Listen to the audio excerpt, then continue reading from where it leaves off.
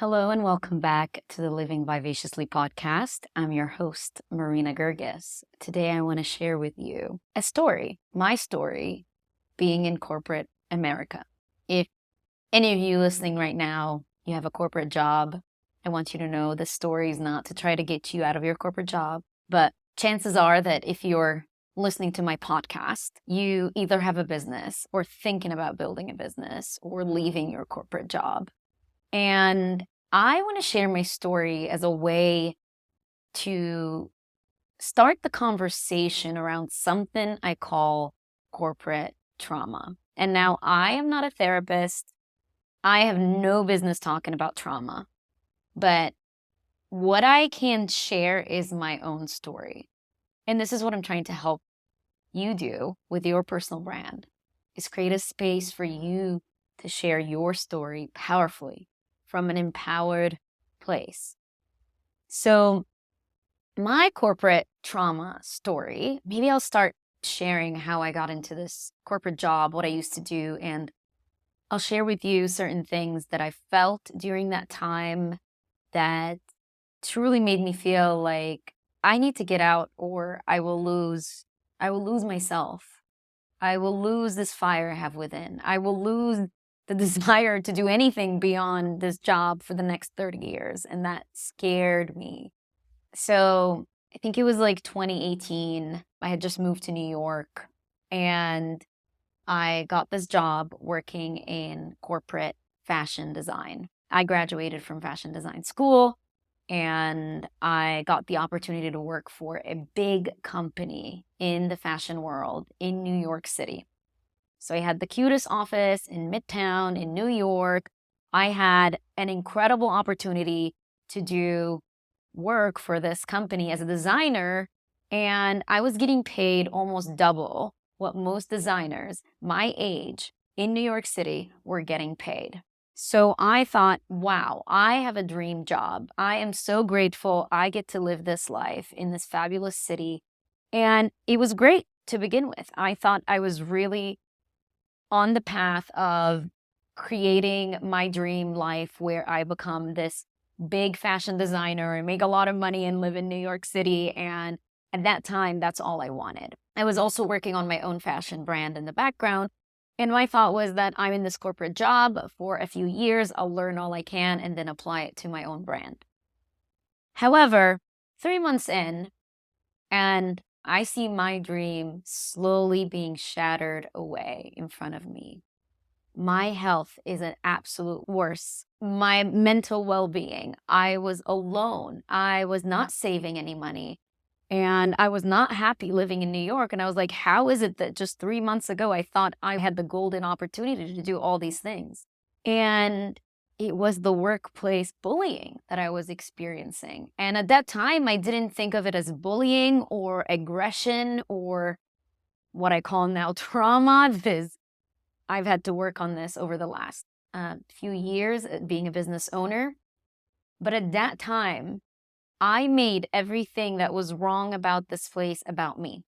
Instead of looking at what was going on outside of me as contributing to why I wasn't feeling healthy or happy or well, or I'm crying every day on the subway going home, or why I wake up so scared to go to the office. I didn't know why I'd wake up feeling nauseous. At that time, I made it all about me, like something is wrong with me. And what is wrong with me? Because I have an amazing job and it pays me a lot of money and I get to live in my dream city. So I was so confused at that time. What had happened was that I was being managed by someone who was only 2 years older than me. At that time, I think I was 25 and she was 27. And I was her first ever, I guess, person that she manages. I don't know why corporate America does this, where it pushes people into leadership before they're ready. And I want you to keep in mind that I was the only woman of color designer on my team. And yeah, there weren't that many other women of color designers in the whole company. This is a huge company we're talking about. People of color were mainly working in production because they needed to speak one of the languages to deal with our production overseas in India and China. So I was the only woman of color on my team. This was my first official, I've had many jobs before this, my first official corporate design job out of college. And I was getting paid more than most people. And I got the job kind of easily. I mean, I had to work my ass off to get there. And I'd won many awards up to that point that made them say yes to me.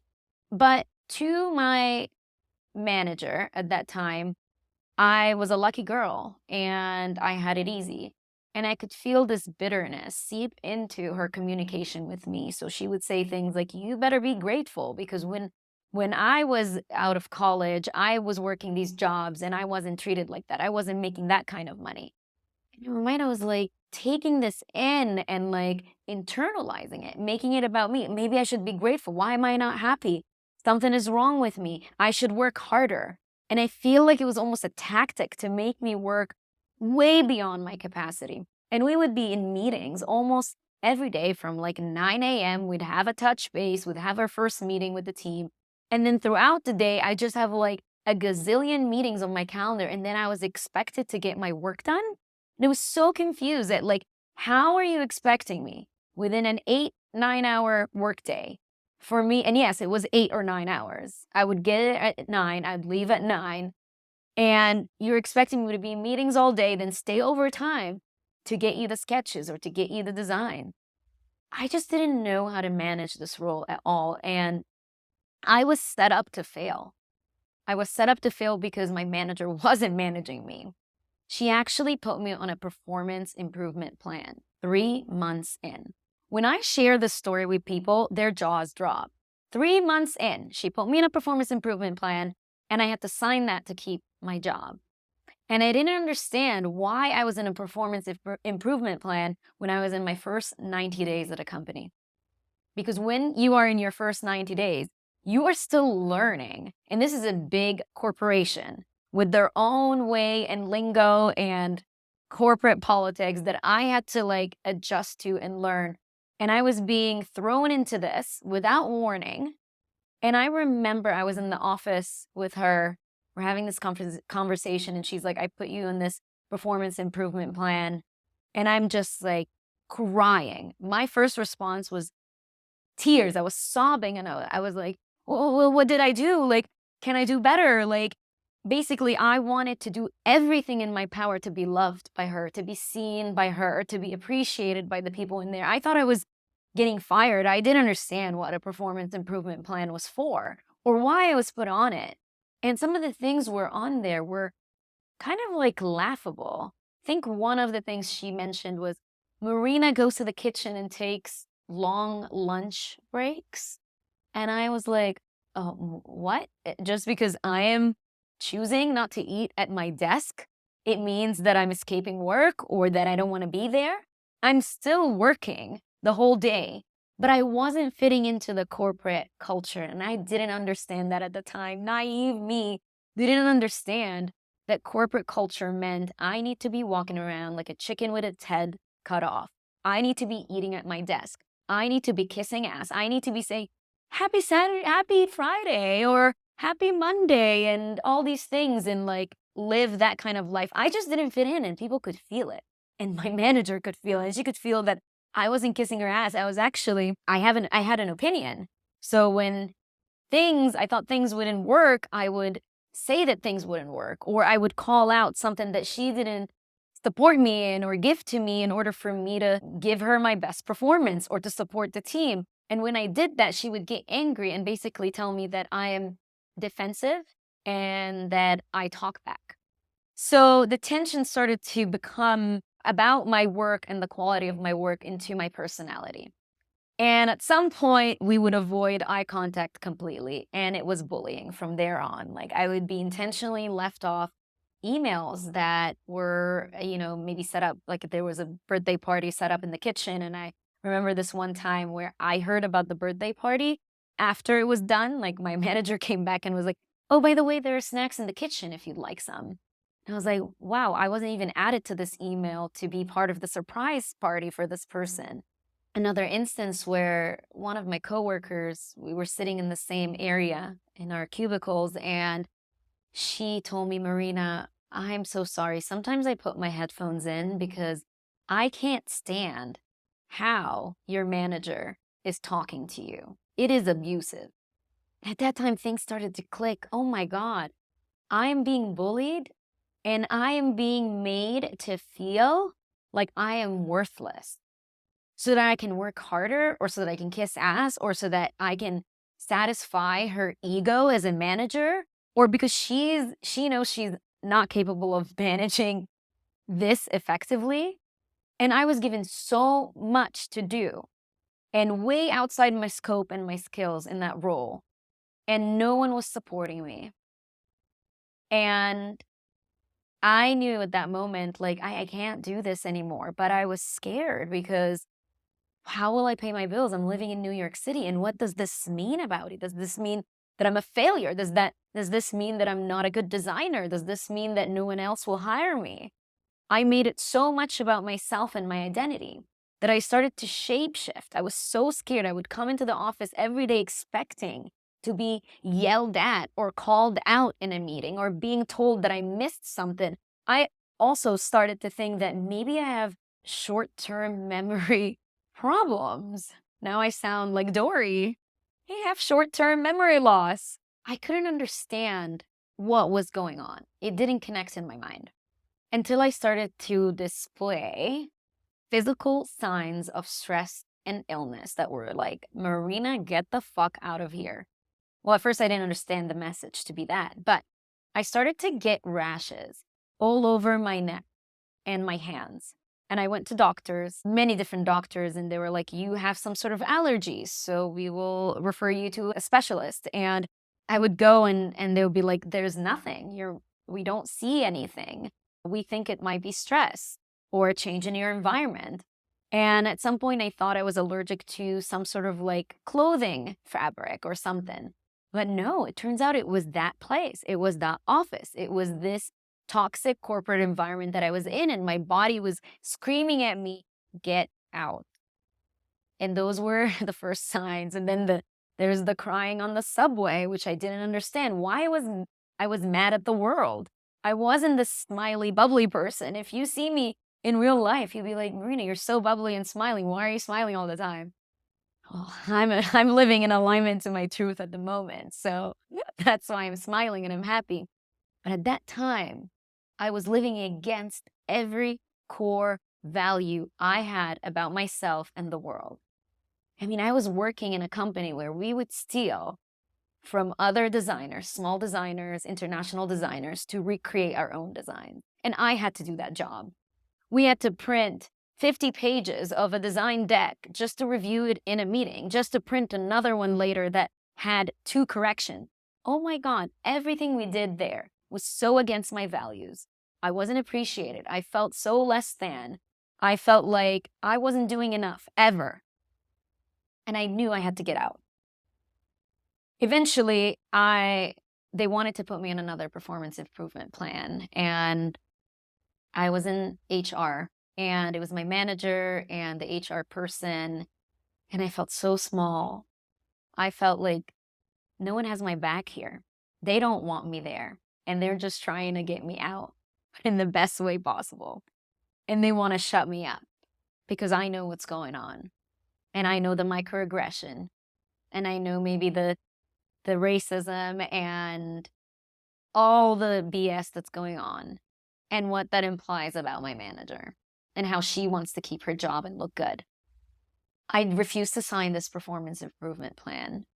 And I basically told them, I think that my manager's problem is with my personality, is she doesn't like how I'm operating in this world. Something about me bugs her because none of this stuff is about my work or the quality of my work. And I am not being set up for success, or neither do I have enough support. I refused to sign this. And actually, before I was asked to sign this one, I did take advantage of my PTO and I went to Nicaragua for a week on a yoga retreat. And I remembered who I was. I remembered how powerful I am. I remembered how talented I was. I still couldn't believe it. I couldn't believe that I could possibly go out into this world and do my own thing, because screw this bullshit. And I came back, and when I came back to the office, I remember everyone was like, Marina, you're glowing. What did you do? And I was like, I left this place for a week. Thank you very much. And getting in touch with that inner power allowed me to be like, yeah, I don't need this job, even though I didn't know how I'd pay rent or what I would do from here or what kind of work I would have. I just knew that I got to start my own thing. And my own thing at that time was a blog. I was writing about travel. And in my mind, I was like, I'm going to monetize my blog and my YouTube channel and share with the world how to travel as a solo female. And that was my plan. And maybe freelance as a designer on the side. So I didn't sign and I left. And I remember that day I left the office, I felt so freaking powerful, so empowered. And I swore to myself that I would never return to corporate America.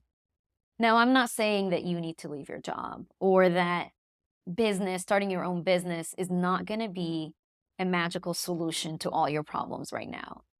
Entrepreneurship is tough and it's not for everyone. You've heard this before. Being an entrepreneur is working on your business day in, day out, not knowing what the outcomes are going to be, not knowing if what you're doing every day is actually going to lead you to where you want to be or make you any money at all. But you have this faith and this trust that you are living in alignment to your values, that you are contributing to the world with work that feels purposeful and joyful. And I will take that feeling any day and I would make it work. And I didn't want to go back to this place. Because I remember one day looking around the office and thinking, I don't envy anyone's position here. I don't want to grow in this company. I don't want to be the creative director. I don't want to be the head director here. I do not care to manage a team. Get me out of this place. And can't lie, like when I left, it wasn't easy. Of course, like, how do I pay my bills? And all those questions came up and self-doubt. And I took that self-doubt with me for the first year into my business. And I was like, I'm not good enough. I can't do this. Why would people pay me? Like, I remember when my boss said this and this about me. And when I started to grow in my business, I made a conscious effort to peel away at the layers of my identity that I created to protect myself in corporate America, to be loved, to be valued, to be accepted, and to make my work mean something about my value in this world. That if I worked hard enough, if I put in more hours, if I showed them that I'm the best in this office, that they will value me more, that they will not let go of me.